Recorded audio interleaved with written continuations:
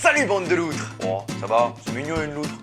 Petit point sur les sorties du 3 février 2016 et on commence tout de suite avec un film d'action réalisé par Erickson Core, Point Break.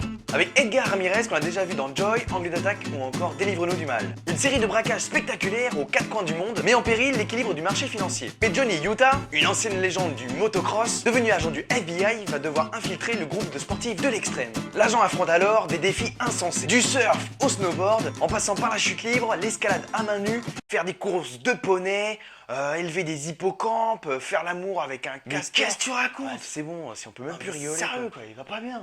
Alors qu'il pense avoir identifié le cerveau des braquages, il se retrouve contre son gré dans les activités criminelles du groupe dopé à l'adrénaline. C'est bien sûr un remake du film de 1991 avec Patrick Swayze et Keanu Reeves. Deuxième film français biopic réalisé par Roche Dizem avec Omar Sy, Chocolat.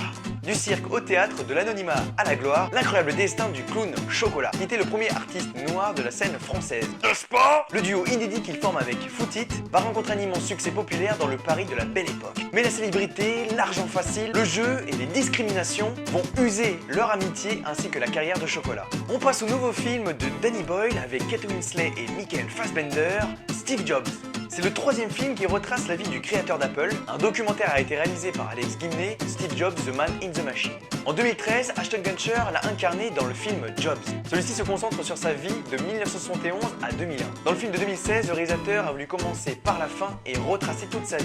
Nouvelle comédie avec Robert De Niro et Zac Efron, Dirty Papi. Jason Kelly, avocat un peu coincé, s'apprête à épouser la fille de son patron. Son grand-père le convainc de l'accompagner en Floride pour quelques jours de vacances. Mais celui-ci entend de profiter la vie au maximum et d'embarquer son petit-fils dans des aventures rocambolesques. Jason découvre alors des plaisirs qu'il ne soupçonnait pas, tandis que Dick s'attache à ce garçon qu'il ne connaissait à peine. Un film d'animation sur le jeu d'Ankama Games, Dofus, livre 1, Judith.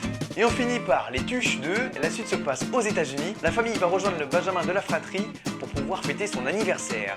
Mais rien ne va se passer comme prévu. Voilà ce qui vous attend pour le 3 février 2016, l'épisode Cinémad touche à sa fin. J'espère que ça vous a plu, n'hésitez pas à liker, commenter, partager, surtout faire ce que vous voulez. C'était Emadé.